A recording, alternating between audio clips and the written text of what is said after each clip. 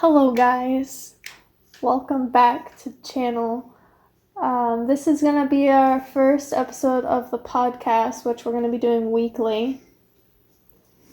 So you'll probably expect it every Thursday. So we will be posting instead of 3 times a week, 4 times a week. Only one time would be the podcast.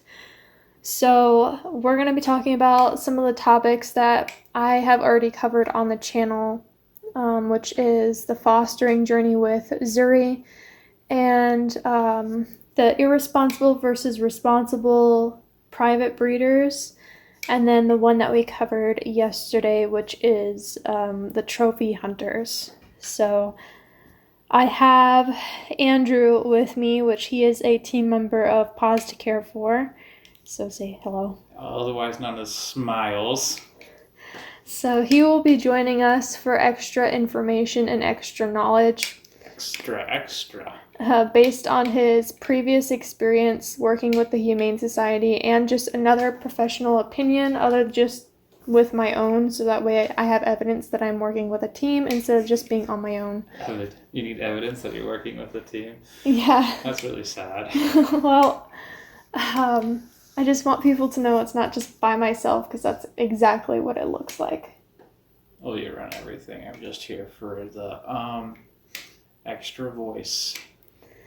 So, The voice of knowledge. So let's first talk about Zuri's fostering. Okay, what do you want to start with that about? Let's just go over it all together. Everything that happened in your words and not mine. Because usually when I was making the video updates, I was talking in them. So let's have your side of the story and how you felt about that experience. It was a bit different than normal because that was our first time having a cat as young as she was. I think they said that she was 8 weeks or something when we got her. No. That's wrong. No, she was 5 weeks when we got her. So typically we dealt with a bit of older cats. So that was a bit new to her. We just needed to have her gain some weight, which is pretty easy.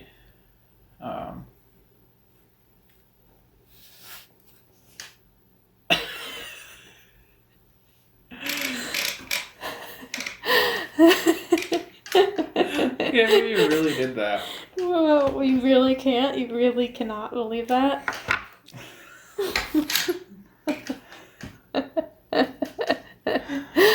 You need to explain what you just did. How do I explain that? Like, how? You took the bandana that was on your hair and tied it around your wrist using your mouth, and then gave me a sassy looking face while you were doing it.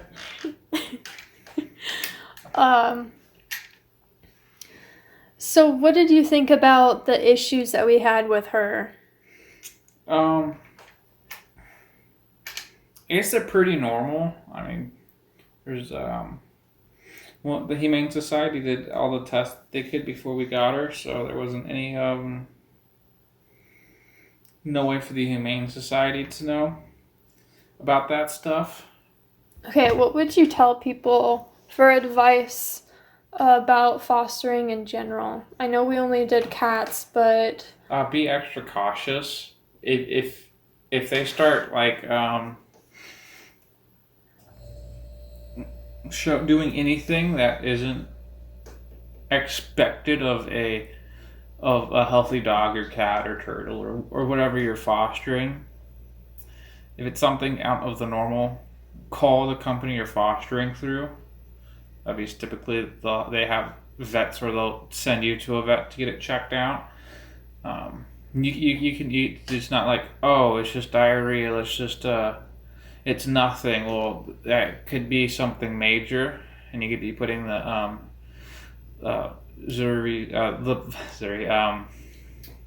the animal's life and at risk. Like the Humane Society kept trying to just postpone the visit when Zuri got really sick, and it's a good thing we didn't postpone it, because that could have been very, very dangerous for her if we would have postponed another day or two. Yeah, I didn't talk about that. I didn't talk about how they actually wanted to wait it out and see if it just got worse, and then if it got worse, they would schedule it. But I insisted and said, I don't want it to be too late, and it would be too late to do anything about it. Yeah. I would hate for it to be too late, and I'd rather be too early rather than too late. Yeah, if that makes and it was sense. a good thing because what she could have had, which there was no way of telling what she could have had because nothing showed up on test results, to be honest. But all the symptoms she was showing was of what was it? Loops or something? I don't remember. Pan-Luke? Yeah, which could be very, very dangerous for a kitten. They thought that she had it, but they weren't 100% certain, and we still didn't get an update about it to know what it was, but it went away anyway, so yeah, the medicine it's was a fine. big help. Yeah. So we have decided not to foster as long as we're living in this apartment, and I did mention that in a previous video. We turned that room into our cat's room, so it's just their area now. It's no longer fosters. Yeah, they love it so much. They're so much happier. Yeah, they love that, and they're not stressed out anymore because of the fosters, because every time we had a foster, they were always stressed out and just, they weren't themselves, and I felt bad for that. So we're taking a huge break. However long it takes for us to move out of here, that's how long we will not have a foster, and depending on what our situation is when we move into a house or just a bigger home in general, it will depend on if we get a foster or not. And like I said, it depends on the situation. Yeah, our cats are just very territorial. Well, two of the three cats are very territorial. So anytime there was a new scent, they were getting all wood down and stressing out about it. And the one cat just dislikes any and everything that breathes. It's pretty funny, actually. Yeah, well, that is basically what happened after Zuri left. The day that we dropped her off, we were really excited to turn that room into the cat room. So as soon as we got home, we vacuumed out the room, cleaned it, and just sprayed it a lot so that way the cats didn't smell Zuri anymore or any of the foster animals. We vacuumed it to get everything up off the floor, then we used a bacterial cleaner on the walls and everything, and then used a Febreze animal odor control on the carpet and everything to get the scent away. But two of the cats refused to go in there for the first, I don't know, week. Yeah, they weren't very happy with the situation. Yeah, they literally would walk in there and hiss inside an empty room. Well, because they thought that there was still the cat in there, but we moved everything in there, like the litter box, their food. That's literally the cat's room now. And I think we got 2 cat trees that are going up in there now. Yeah. I don't know how we got the 2. We ordered one. I don't know where the second one came from. So I guess that's that. We're gonna be doing a video about that next week. I'm just gonna put it at the end of the topic of the video, so that way you can see the update of the cat room. So let's go over the next topic that we have covered throughout the week, which is responsible versus irresponsible private breeders. I'll tell you a little bit of what I covered in the video, so that way you're more knowledgeable about it instead of just going into it not really knowing. So what I came across was basically responsible private breeders are obviously responsible. They make sure you have all the paperwork. They're very encouraging when it comes to showing you absolutely everything in their home when it comes to the breeding process and showing you the process. That way you're comfortable with the animal and you're comfortable with the process. Making sure that you know that they don't abuse the animal or in any way. Just making sure they communicate with you, especially in this time where you can just do a video call, but you can request to see everything in the home. They also have a good reputation. Everyone talks about them highly if they adopt from them. So I mean, there's different ways. I mean, typically, most if you're going to be purchasing an animal from a private seller, they're going to treat it well, because it's something they like to do. It's extra money, and quite frankly, you can be paying a lot of money for some of these sprinklers. For some of these breeds. I mean, some of these dog breeds, people ask like $10,000. They're not going to be treating that like, they're not going to be beating it to them. Because to them, it's a $10,000 check.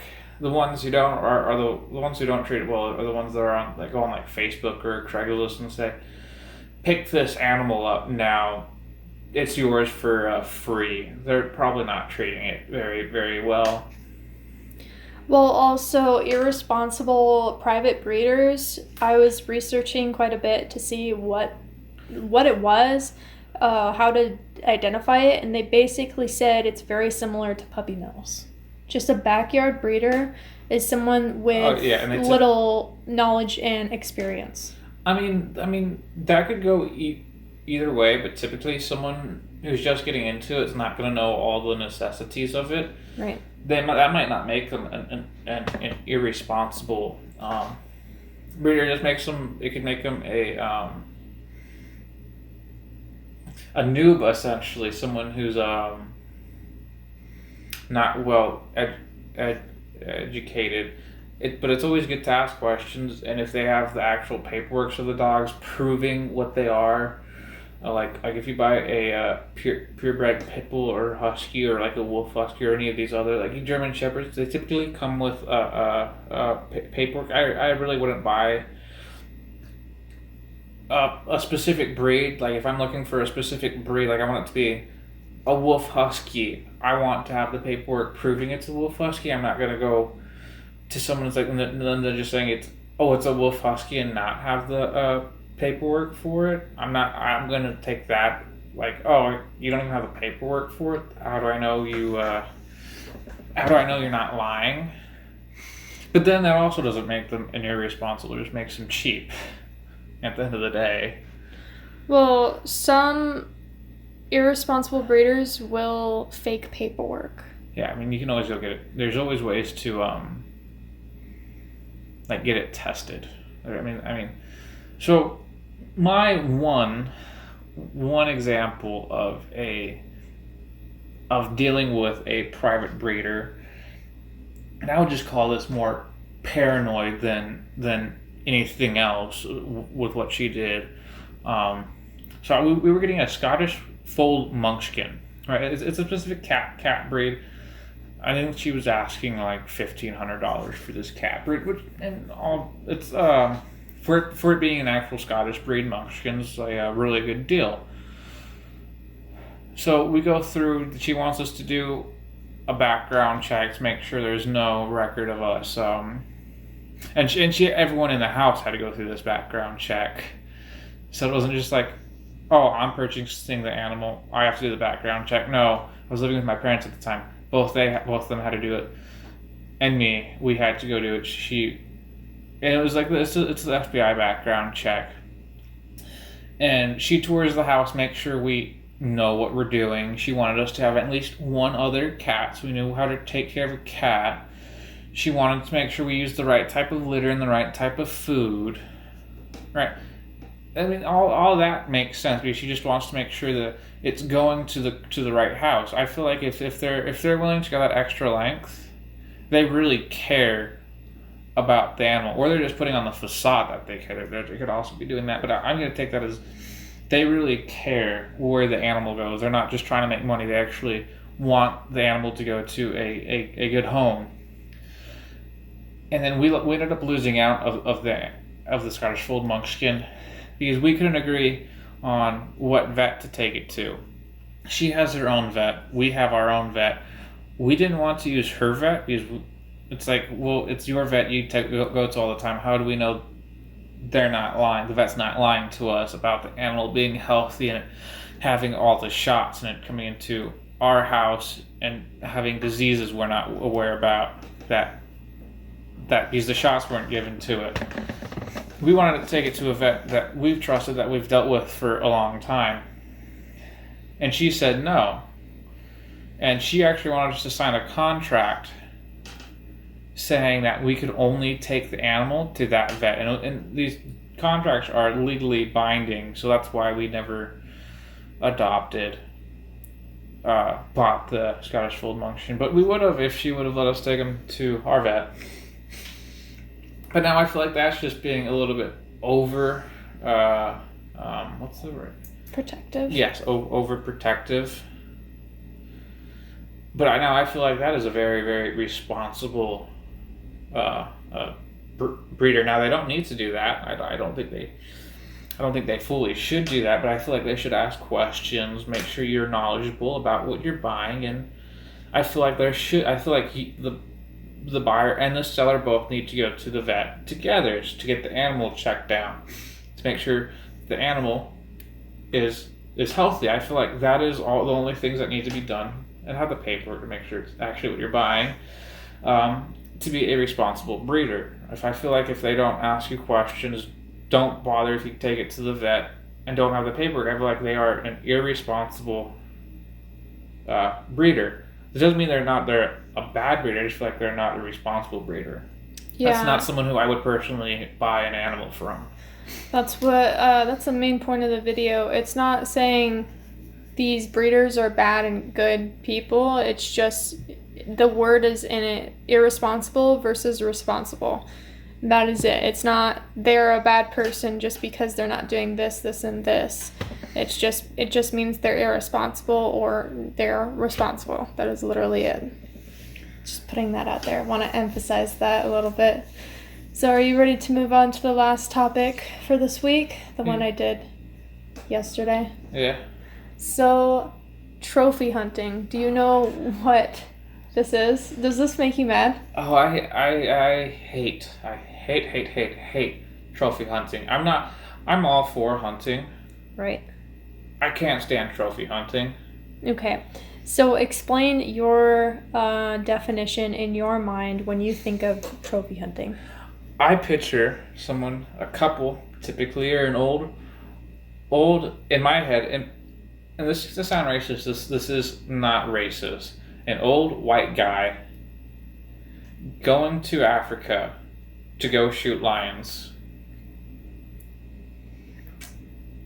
That's that. When I hear trophy hunting, that is exactly what I picture. Or Franklin D. Roosevelt, I believe it was him, the U.S. president who hunted elephants. I feel like that is your trophy hunting an elephant. I feel like that is. I mean, and typically they trophy hunt animals on the endangered species list. They don't go after the deers or the wolves or the coyotes or the elks. They go after the animals that are illegal to go hunt. And I'm not saying, oh, you shot this big deer, downed it in one shot. It was a humane kill. I'm not saying no. I believe you should be able to do that. There's no law stopping you from being able to do that. I feel like if you do it responsibly and get a humane kill and you eat the meat, that is good. But I'm not saying you shouldn't take it to get it stuffed and put it up as a mannequin. No, you can do that too. If it isn't on the endangered species list. Okay. So there's a story that I found on the internet. Are you aware of this lion called Cecil? It was a big story. No, I'm not aware of that. I believe in 2017. There was a lion called Cecil, and he was in Africa, and it was a small town. Everyone knew of him. He was a kind lion that everyone knew it was him, and a dentist from the U.S. came to Africa looking to kill lions in Africa, shot the lion with an arrow, and it wasn't a good shot, so he shot again. This lion suffered for 10 to 12 hours before he finally died. No, that dude deserves to be, I'm not going to finish that sentence. He was put on 1 year probation for that. All he got? For killing that animal. And that town was pissed. Not only that, his two sons, the lion's two sons. The cubs? They weren't cubs, they were fully grown when they died. They were both shot for the same reason, trophy hunting. Yeah, and lions are on the endangered species list, but that's why people go to Africa, because there's no laws on it. No, there was this video going around Instagram a couple years ago of this couple going to Africa and trophy hunting a lion, and I don't know if it was a humane kill or not. They killed the lion, and they're taking a picture of it, a video of it, right, holding the lion's head up and everything, pretty much mocking the lion for a picture. And the wife of the lion comes up and slaughters both of them. I don't feel as if I should comment because I don't feel as if it would be appropriate. But all I'm going to say is one word: karma. That is literally it. There's one thing I do want to mention that I actually talked to the audience about in that video, which is if you go to your local Sportsman's or Cabela's, if you have that, usually when you walk in or out, you can see some pictures that people put up of actual trophy hunts. And that's what we have at our local Sportsman's. So any like place that's like a wildlife outfitter or whatever. There's Bass Pro Shop, Cabela's, there's Sportsman's, and then there's a bunch of other ones around the. They have I can't think of the word where you get it stuffed. They got it starts with a T, like taxidermy. Yeah, taxidermy. Like Sportsman's, they don't have actual trophy hunts. They have taxidermies. Taxidermies? Taxidermies. I'm saying tax attorneys. Taxidermies of deers, birds, fish. Mm-hmm. They have a hippo, but it's fake.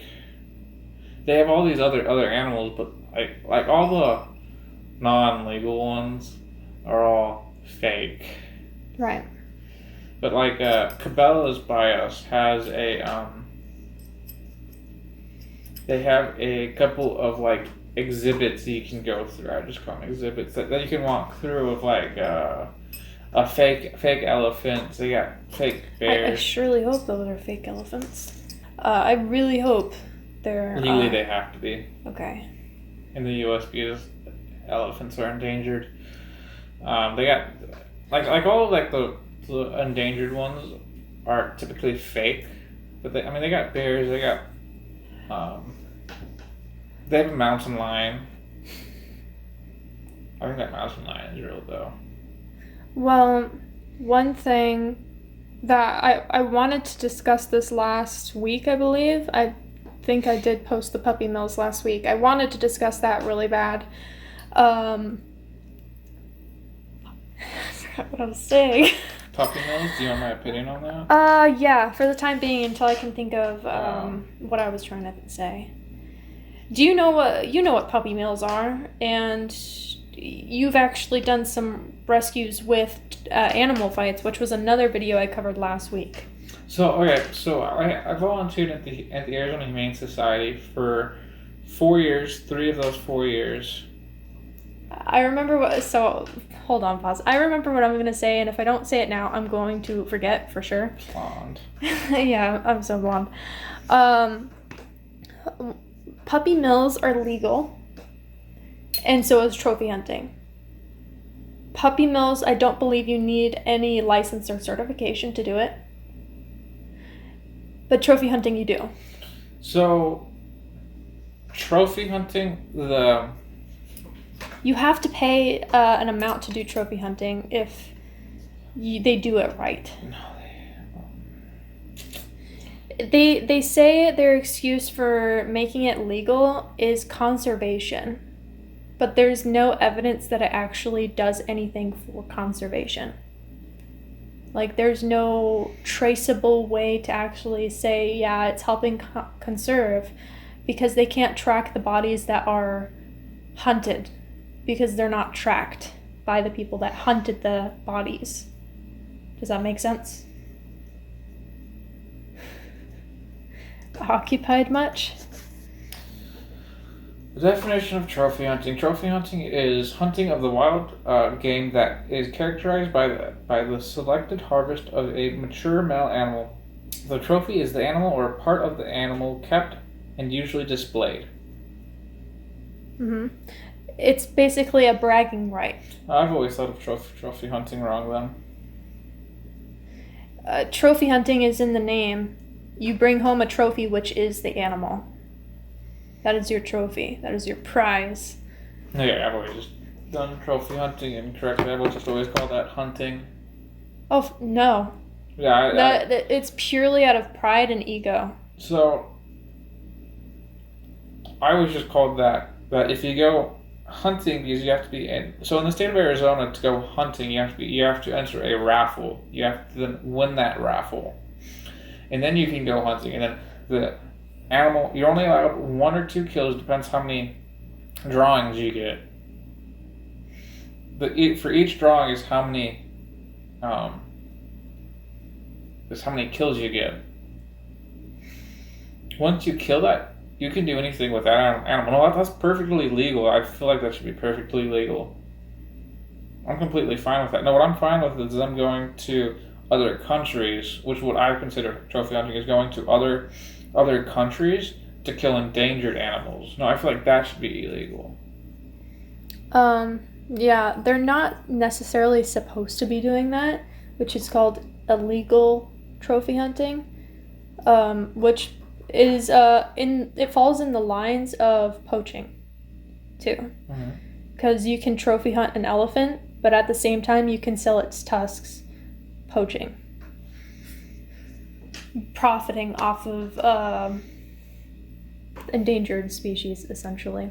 So continue what you were saying about the animal fights before I interrupted you, because I was gonna forget what I was gonna say. Okay, so I volunteered at the Arizona Humane Society for 4 years.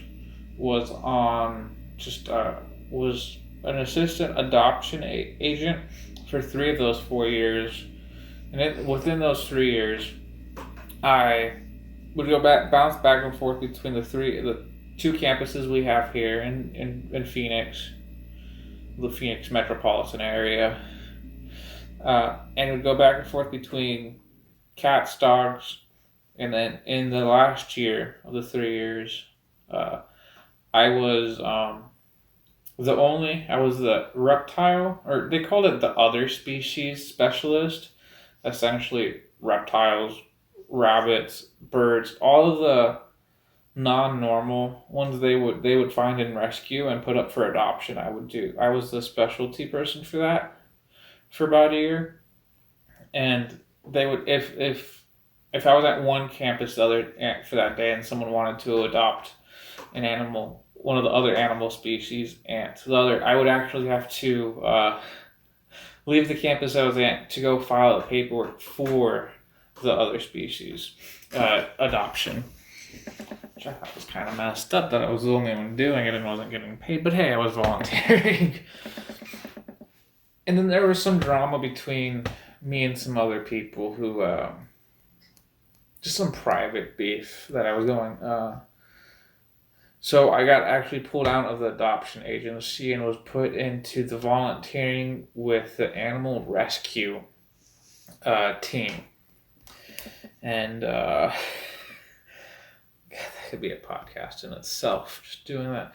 But no, the team I was on we specialized in quite a bit of stuff, but it was me, just a random volunteer, an assistant, and then a trained vet on this team.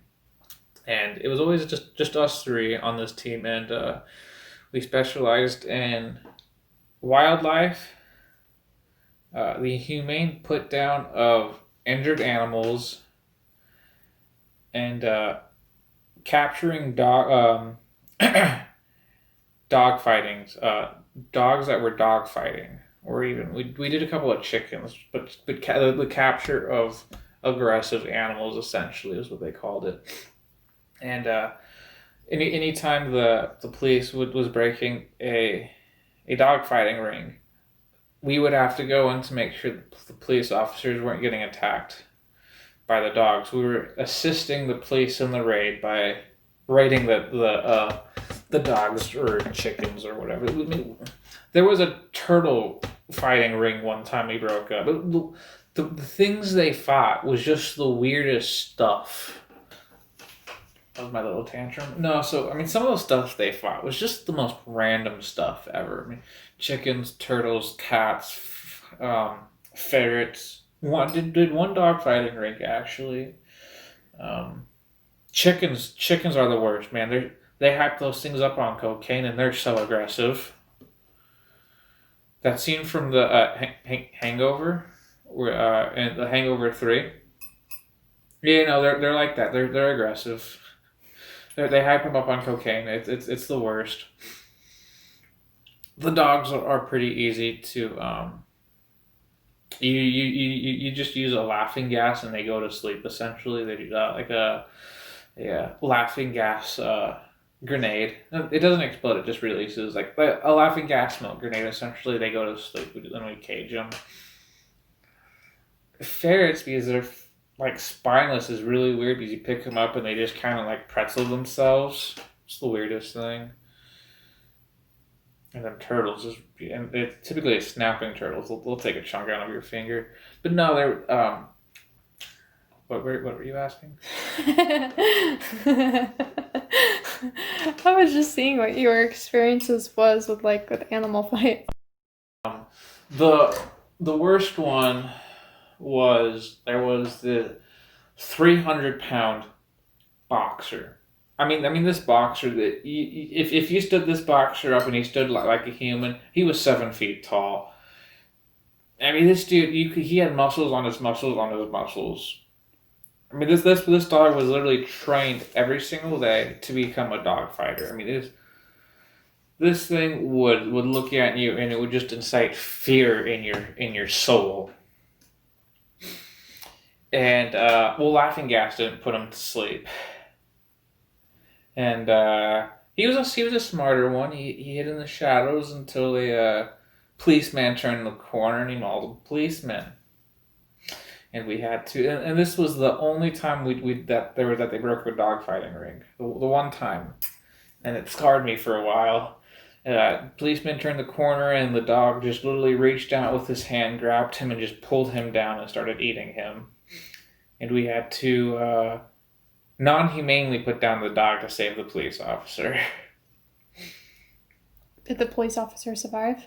Yeah. He was never. I think he became a desk officer because of his injuries.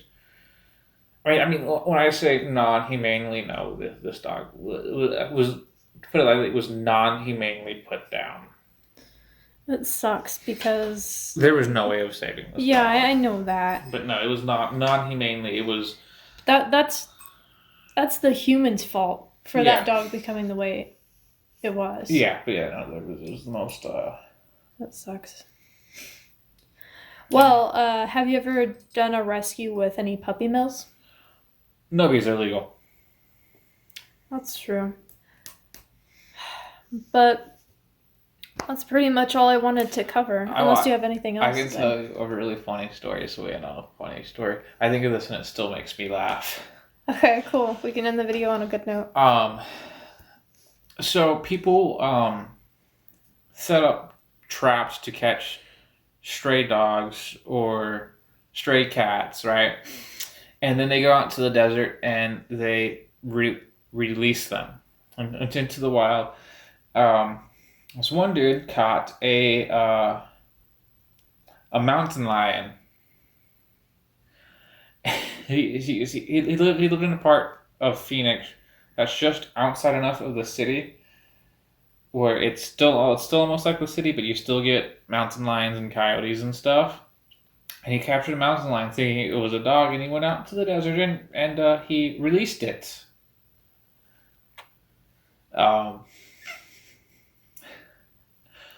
So someone was out there, saw the mountain lion, realized what it was, jumped back in his car, and then called 911, who then called us and sent us out to retrieve, put the animal to sleep so we could figure out where he came from and capture and release him back where he was supposed to be in his natural habitat. Because we didn't know if he had cubs or anything, so we just wanted to put it to sleep so we could safely transfer it. Like, not put it down, like literally just have it pass out for a couple hours so we can transfer him back to where he belongs. And then figure out who captured it and tell them how stupid they are for what they were doing.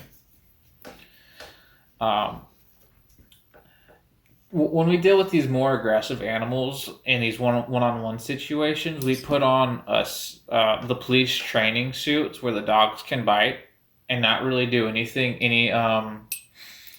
harm to us. It's like a big sumo suit, all right? Because I'm the volunteer, they put me in it, and I get the syringe to I get the syringe full of an anesthesia to put it to sleep so we can safely transfer it. Well, I'm waddling over there because I at this point weigh a couple 100 pounds and can't really bend my knees because of the suit. So I'm waddling over there, and the mountain lion turns and sees me, and the mountain lion was sitting on the hood of this dude's car, so the dude couldn't go anywhere. Right, just sitting there staring through the window at the dude. He sees me, and he starts walking over to me, just like all like a gangster light, like, right? And he gets up to me, like where I could reach over and like literally touch him, and if I didn't have a glove, pet him.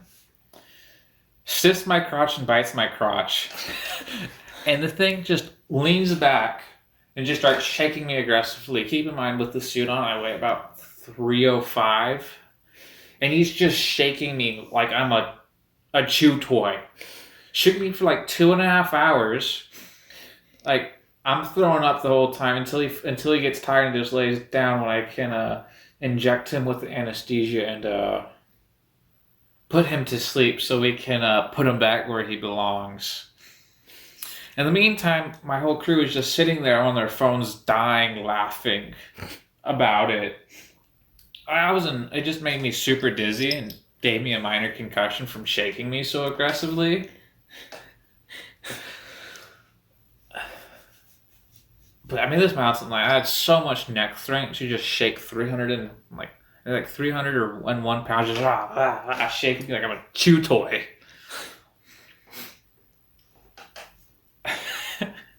And then we did find who ended up trapping it and said, "You just trapped the mountain lion." Then the dude realized it was a mountain lion, and the next day his house was up for sale. Why? Because of the mountain lion, he was afraid of it. Oh, that mountain lion, he's afraid that's gonna come back for him for revenge for trapping it. Yeah. But the mountain lion, because it was so used to people and people were leaving it out in food, like you could literally walk up, and if you acted slowly, you could pet him. He just thought I was a big chew toy. Oh. Okay. Yeah. He didn't shake me. He shook me for like 30 minutes, and then he got tired, and I was able to roll myself over and like do the push-up to get up. Right. And then I was able to find the vein and inject him. But he just kind of laid there, like looking at me while I'm doing this, and he let me inject him. And then I injected him, and he doing, and like he was asleep within 5 minutes, and was down for like 3, and we were able to track down where he belonged and put him back where he deserved to be. Yeah, I got a bunch of stories like that where I'm in the safe suit and a bear tries to maul me or starts rolling me or something along those lines. Because I mean that's most of what we did was making sure these animals weren't harassing other humans and staying in their safe confines away from people that weren't going to harass them. Yeah, I had a bear think I was a log, push me over and start rolling me down a road.